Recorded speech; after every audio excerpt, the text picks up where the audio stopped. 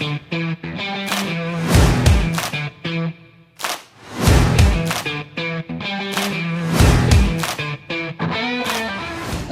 warahmatullahi wabarakatuh. Sampurasun. Halo sahabat pendidikan kita. Hari ini kita kedatangan tamu. Kita menghadirkan narasumber yang luar biasa di Edu Ngopi untuk episode ini. Edukasi ngobrol tentang ilmu. Hari ini kita akan ngobrol-ngobrol langsung dengan dua pupuhu organisasi perangkat daerah. Itu yang pertama narasumber kita yaitu dari Kepala BKPSDM Kabupaten Purwakarta, Bapak Sri Jaya Amidan. Selamat datang Bapak di Edu Ngopi. Terima kasih. Yang kedua pasti sudah tidak asing dengan orang-orang di sekolah ya, para guru. Ini pupuhu kita bersama yaitu Kepala Dinas Pendidikan Kabupaten Purwakarta Ibu Sadia. Sampurasun. Baik sahabat pendidikan kita akan ngobrol-ngobrol terkait sumber daya manusia yang ada di Kabupaten Purwakarta, khususnya yang ada di organisasi perangkat daerah. Apa sih organisasi perangkat daerah? Nanti kita akan bahas sama-sama. Secara umum kita akan mengetahui tugas pokok fungsi dari ASN atau aparatur sipil negara.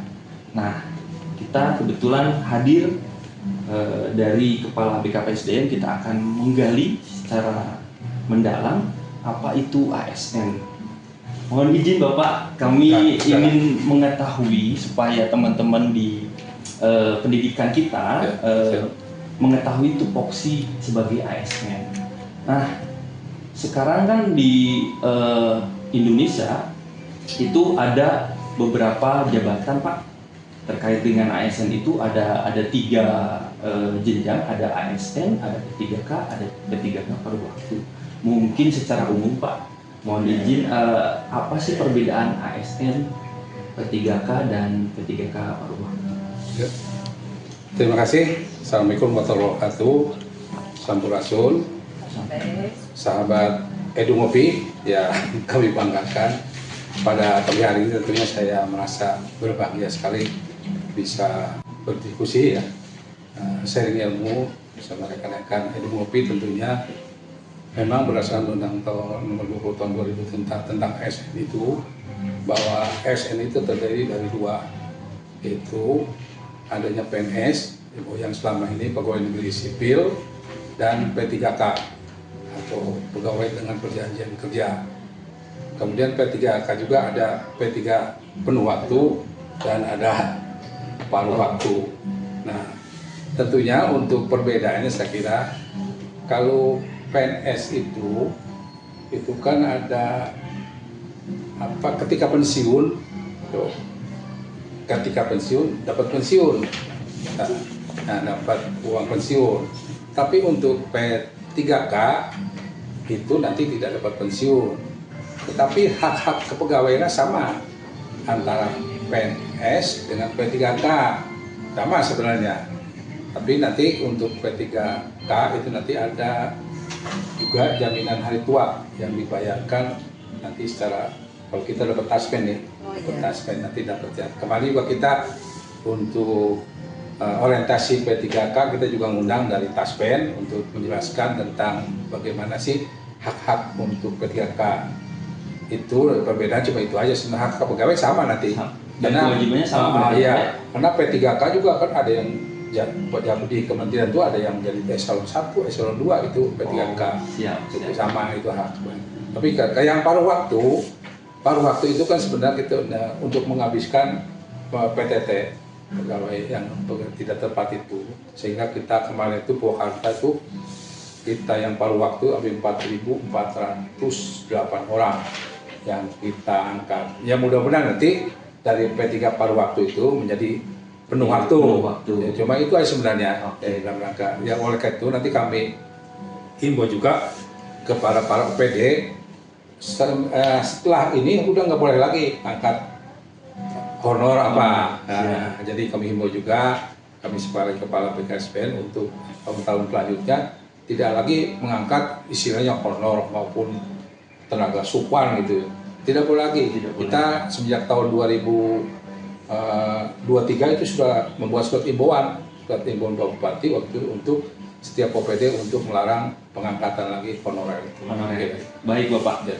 Nah, terkait dengan tadi P3K dan ASN secara kewenangan berarti kewajibannya sama ya Pak ya? Sama ya. Nah, terus di baru-baru ini kita ada kewajiban OPD untuk melaksanakan deklarasi ASN berakhlak. Nah, sebenarnya seperti apa sih Pak ASN berakhlak ini, maksud dan tujuannya? Berakhlak itu kan sebenarnya kalimat yang mulia gitu kan. Ketika kita orang berakhlak itu berakhlakul kalimah ya, nanti udah paripurna orang itu. Ya. Tapi berakhlak di sini merupakan daripada akronim. Jadi akronim daripada ada 7 ya. Yang pertama berorientasi pada pelayanan. Yang kedua akuntabel, yang ketiga kompeten, yang keempat harmonis, yang kelima loyal, keenam adaptif, dan yang ketujuh kolaboratif. Berorientasi pelayanan ini bahwa ASN di Purwakarta diharapkan harus menempatkan masyarakat sebagai pusat pelayanan dengan prinsip cepat, mudah, transparan, dan berkeadilan. Ini salah satu tugas pemerintah. Kita ada 4 tugas pemerintah, itu yang satu pelayanan publik, yang kedua pembangunan, yang ketiga pemberdayaan masyarakat, yang keempat perlindungan. Ini bahwa ini merupakan pelayanan. Jadi tugas pemerintah yang pertama itu ASN itu. Jadi Purwakarta istimewa itu tidak ada artinya kalau para pelayan publik itu ya. Jadi apa artinya Purwakarta istimewa kalau kita yang tidak melayani? Karena istimewa itu kita mengistimewakan masyarakatnya, bukan kita diistimewakan. Kalau zaman kolonial kita kan yang dilayani, sekarang terbaik ya. Oleh karena itu diharapkan dengan ada fungsi dari akhlak yang pertama itu berarti pelayanan, ya kita harus benar-benar melayani. Jadi kata-kata simbolis itu yang siap melayani itu jangan hanya simbol-simbol saja, tapi harus bisa diaplikasikan. Yang kedua akuntabel, bahwa setiap tindakan dan keputusan yang harus dapat dipertanggungjawabkan, bahkan secara etika dan administrasi. Itu jadi seluruh itu harus bisa dipertanggungjawabkan, kegiatan-kegiatan harus ditanggungjawabkan secara publik. Kita kan ya, sekarang era keterbukaan publik, ya kita jangan takut terhadap hal kita buka saja ya, hal-hal yang sifatnya yang harus tidak dirahasiakan terutama, tapi yang harus dirahasiakan kita rahasiakan, karena kita juga suka untuk ada hal yang harus dirahasiakan. Tetapi kalau untuk yang sifatnya dibuka secara publik kalau kita buka. Kemudian kompeten, jadi ASN diharapkan terus meningkatkan kemampuan, keterampilan dan profesionalismenya. Makanya tugas BKPSN kami selalu melaksanakan uji kompetensi. Profesionalisme juga harus ditingkatkan, kompetensinya. Ya sekarang kan pegawai ini banyak kan yang fungsional, maka untuk meningkatkan keterampilan atau kewawasan, maka kita harus lakukan pendidikan, latihan-latihan. Kemudian bagaimana harmonis? Harmonis di sini bahwa ASN membangun kerja sama sektor dengan semangat kerja. Bahwa kita kerja tidak sendiri, termasuk kita juga mungkin di dinas pendidikan. Kita kan sekarang ini fungsionalnya buat teamwork, tim kerja. Kalau dulu kan orang itu udah jelas si A mengerjakan apa udah tupoksinya. Sekarang enggak. Sekarang seluruh fungsional itu harus bekerja bersama-sama. Makanya perlu harmonis di antara pegawai juga. Mungkin ya juga harmonis dengan eksternal kita. Karena kita untuk membangun suatu pemerintahan masuk Purwakarta, bagaimana amanat daripada visi dan misi Pak Bupati kita harus tidak sendiri. Misalnya dinas pendidikan juga harus berkoordinasi dengan dinas kesehatan, karena untuk menciptakan anak-anak yang unggul juga harus makan yang bergizi, yang sehat ya gitu kan ya, dengan rumah sakit mungkin, dengan dinas pertanian dan rangka pertanian di Balai Atekan gitu kan. Jadi harus harmonis antara, bukan hanya di dalam satu dinas pendidikan, tetapi antar OPD juga harus harmonis. Kemudian loyal. Loyal ini menjaga integritas serta ini loyal itu bukan seperti kepada atasan, tapi loyal terhadap negara kita dengan Pancasila, dengan Undang-Undang Dasar, dengan RI dan pemerintahan yang sah. Ini harus loyal. Loyal di sini artinya kita. Kemudian juga adaptif, bahwa ASN siap menghadapi perubahan terutama dalam era digitalisasi pelayanan publik. Harus adaptif, buat inovasi atau terobosan yang membuat pekerjaan itu efisien, efektif. Ya sekarang kita udah lakukan di rumah sakit, pendidikan, surat era digitalisasi. Makanya perlu kompetensi daripada tadi di samping ada yang kompeten itu harus tadi harus dalam rangka supaya menghadapi itu ya perlu kita, makanya harus ini. Kemudian kolaboratif, bahwa ASN menjalin sinergi dengan seluruh pemangku kepentingan baik itu internal maupun eksternal. Jadi harus tadi bersinergi, karena ketika kita juga kan ada bukan hanya di pemerintah daerah, karena ada yang macam kepolisian, juga ada kejaksaan, juga Kementerian Agama. Ini harus berkolaborasi kita tentunya, harus sama-sama membangun dua karta itu. Kalau di Kementerian Agama mungkin dari segi keagamaan, tapi itu juga penting untuk anak-anak kita keagamaan. Penegakan hukum, anti korupsi dengan kejaksaan semua ini harus berkolaborasi. Saya kira itu. Oh, terima kasih Pak, luar biasa. Ternyata memang ASN berakhlak, jargonnya ini memang sangat mulia sekali. Iya. Dan itu di dalamnya adalah tugas-tugas pokok kita sebagai pegawai negeri sipil. Iya. Baik, sekarang ke Ibu nih, karena Ibu itu Kepala Dinas Pendidikan di mana ASN-nya paling banyak sepertinya Bu di Kabupaten Purwakarta ya, di organisasi perangkat daerah. Nah, berapa sih Bu jumlah ASN yang berada di Dinas Pendidikan? Terus di mana Ibu mengontrol ASN yang cukup banyak yang berada di bawah Dinas Pendidikan? Terima kasih. ASN kita itu memang yang paling banyak di antara OPD yang ada di Kabupaten Purwakarta. Ada 4.346 ASN. Dan itu yang PNS, yang P3K-nya juga lumayan. P3K paruh waktu yang kemarin baru diangkat itu ada 1.800. Oh, di sini. Iya, 36. Habis paruhnya berarti. Dari 4.000 sekian, hampir separuhnya dari sini. Dan guru diantaranya ada 866, dia masih baru paruh waktu. Nah ini bagaimana cara kita mengontrol yang luar biasa banyaknya dan tersebar semuanya di 17 kecamatan, karena memang ASN kita itu ada di satuan pendidikan, PAUD, SD dan SMP. Kita punya yang namanya cara mengontrol bagaimana ASN kita tetap punya integritas, tetap punya komitmen, tetap punya kinerja yang baik, tentu dengan sistem berbasis kinerja itu juga kita akan bisa melihat bagaimana kedisiplinan ASN kita, kemudian kinerja apa yang dia lakukan setiap harinya. Kita sudah bisa tentunya bisa melihat bagaimana ASN kita ini terus berinovasi, berkreativitas, dan menjalankan tugas dan fungsinya keseharian. Itu siap, dari Ibu. situ.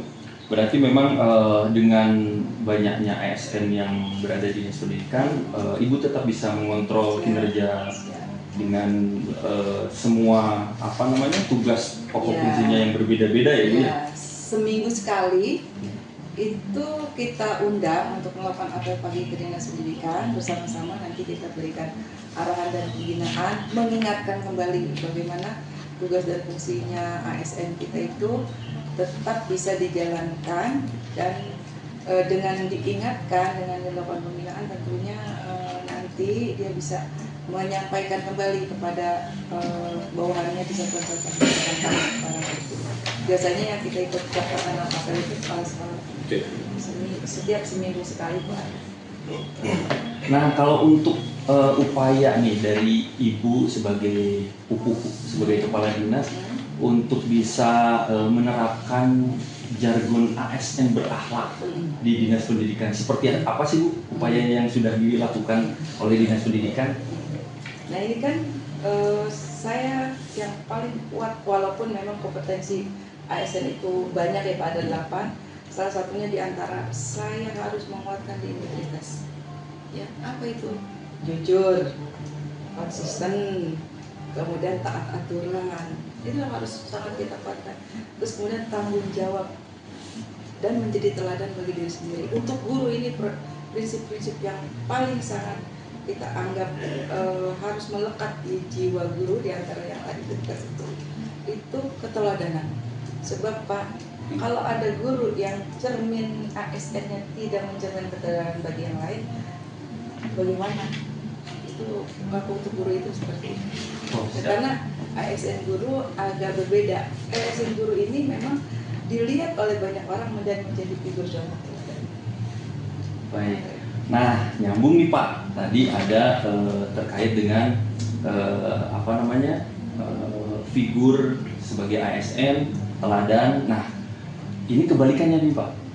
Bagaimana kalau misalnya ada ASN yang justru mungkin sedikit melenceng dari yang tadi 7 ASN berakhlak itu. Nah, apa sanksi atau hal yang dilakukan oleh BKPSDM untuk meluruskan gitu terkait dengan sumber daya manusia atau salah satu orang yang mungkin melenceng dari aturan itu? Ya, memang selama ini banyak ya adalah bahwa ASN kita banyak yang melanggar daripada aturan baik norma, terutama disiplin ya, etika dan sebagainya. Itu secara pendang berdasarkan peraturan pemerintah kan ada tentang disiplin pegawai itu. Secara pendang mungkin 1 sampai 2 hari kerja itu ada pelanggaran disiplin dengan berupa teguran lisan tertulis, itu bisa berjalan. Tapi ketika nanti udah sedang berat itu nanti di kita ada Dewan Kehormatan. Jadi ketika sudah melanggar udah sedang, nanti OPD masing yang melaporkan ke BKPSDM, nanti kita sidang, kita panggil, termasuk nanti di inspektor juga Bu ya, inspek dulu mungkin secara kita bina juga dulu, mungkin nanti kita pertimbangkan pelanggarannya, nanti apakah sedang, apa berat. Ya kita proses secara aturan tentunya. Banyak yang masuk. Saya pesan ya, terutama rekan-rekan para pendidik ya, guru, ini memang ya mohon maaf ya banyak yang kasus-kasus itu melanggar disiplin pegawai. Ya oleh karena itu ya, saya juga sering pernah kesini jadi mengimbau bahwa etika norma itu saya kira penting. Itu norma etika itu harus di atas ilmu yang kita miliki, itu sangat penting. Saya sering mengatakan bahwa apalah ilmu tinggi ketika moralnya benar, malah tambah rusak ya, rusak negara itu. Semakin pintar dia, semakin pintar ngakalnya kalau orang pintar itu ya. Makanya saya sering sampaikan disiplin itu sangat penting, etika nomor sangat penting. Makanya saya sering ikut apel ya, apel pagi ke setiap OPD, termasuk di distrik saya pernah ikut apel bagaimana menjelaskan atau marilah sama-sama menjaga integritas daripada ASN itu. Sebagai ASN berhalak itu, ini merupakan upaya-upaya kita yang lakukan, terutama di yang pelayanan, bahwa itu kan fungsi pelayan itu sebagai fungsi utama dari pemerintah. Makanya di dinas pendidikan, dinas kesehatan, rumah sakit umum, di Dukcapil. Jadi ya, siap melayani itu jangan hanya semboyan saja. Jadi benar-benar, makanya kerja itu Pak Bupati kita sering menyampaikan, kerjalah dengan hati, kerjalah dengan hati, kerjalah dengan hati. Maka ketika kerja dengan hati, apa yang kita putuskan itu sudah clear. Bukan jadi antara otak disaring dengan hati baru keputusan. Kalau otak saja ini bisa baik bisa buruk. Makanya Pak Bupati sering menyampaikan Omjen itu kerjalah dengan hati. Ketika hati itu ada rasa cinta, rasa sayang, maka semua akan clear. Rahman dan Rahim itu akan tercipta. Luar biasa. Nah, sahabat pendidikan kita, itu luar biasa informasi yang didapatkan itu dari Pak Kepala BKPSDM, dari Ibu juga pesan-pesan yang luar biasa bahwa kita sebagai ASN tentu harus menjaga integritas melalui sikap dan perilaku kita untuk tetap berada di jalur yang benar. Nah, Bapak, mungkin ini terakhir ada pertanyaan dari beberapa rekan terkait dengan masih adanya honor yang belum terangkat P3K paruh waktu. Nah, apa yang akan dilakukan oleh BKPSDM terkait yang belum terangkat itu, Pak?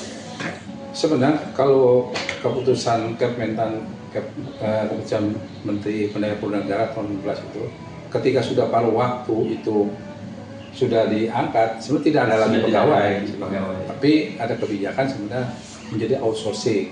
Nah, memang sekarang lagi kita pendataan ada sekitar 237 kalau nggak salah memang pegawai kita yang selama ini honor di atas tahun 2022 ya, 2000, yang belum 2 tahun ya, yang tidak masuk database BKN.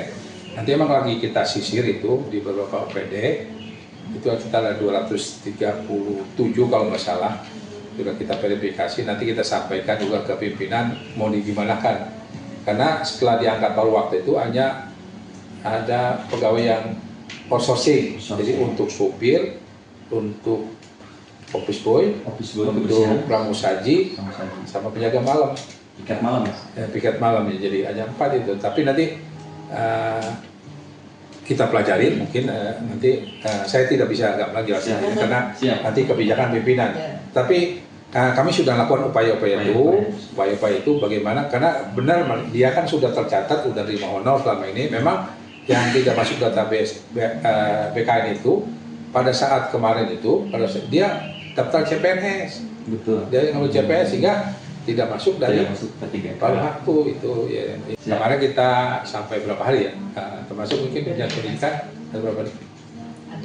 Ada ya, ada beberapa kita sudah lakukan, itu sekitar 237. Nanti kita gimana baiknya lah. Kita juga sudah rapat dengan bagian hukum, dengan BKAD, termasuk dengan asisten 3 yang menangani masalah administrasi umum, ya, dengan bagian organisasi juga kita rumuskan supaya terakomodir dan aman juga bagi kita, karena kita juga kehati-hatian sekarang ya, kehati-hatian nanti. Yang lain itu bagi rekan-rekan sekalian, ya harap bersabar ya, untuk tidak masuk pada waktu ya. Kita berupaya semaksimal mungkin lah. Ya, baik. Demikian saya kira. Nah, sahabat pendidikan kita, jadi bagi teman-teman nih yang masih kok saya kemarin ada tanya-tanya gitu Pak, kenapa? Nah, bersabar. Jadi semuanya juga sedang diupayakan. Jadi ASN semua, pegawai semua harus tetap bekerja dengan integritas yang tinggi, dengan tanggung jawab yang tinggi, apapun profesinya, gitu. Terima kasih. Saya kira saya penutup, ada kata penutup. Oke, boleh Pak. Untuk teman-teman. Ya, untuk jadilah intan atau jadilah emas, jadilah berlian. Ketika kita jadi intan, berlian atau permata di dalam lumpuran yang comberan, yang mungkin di dalam yang keruh apa, pasti dicari.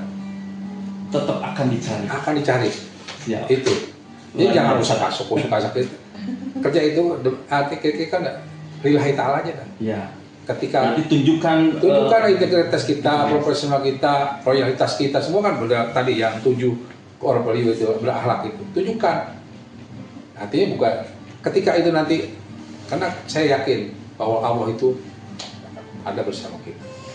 Itu keyakinan saya. Siap. Ya. Ada pesan-pesan Bu buat teman-teman kita di sahabat pendidikan kita? Ya. Pesan untuk teman-teman ini, para ASN yang ada di Dinas Pendidikan, bekerjalah penuh semangat, teruslah mengabdi untuk bangsa dan negara, untuk Purwakarta istimewa, karena kita ada untuk semua. Kita ada untuk semua, luar biasa. Terima kasih Pak Kepala PKRSTE, Ibu dari Dinas Pendidikan.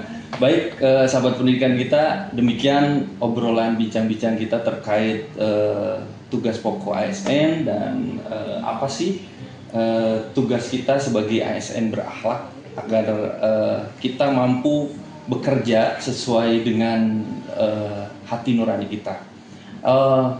Hari ini obrolan kita cukup sekian. Terima kasih atas perhatian teman-teman sahabat pendidikan kita semua. Tetap bangga melayani bangsa. Terima kasih. Assalamualaikum warahmatullahi wabarakatuh. Waalaikumsalam.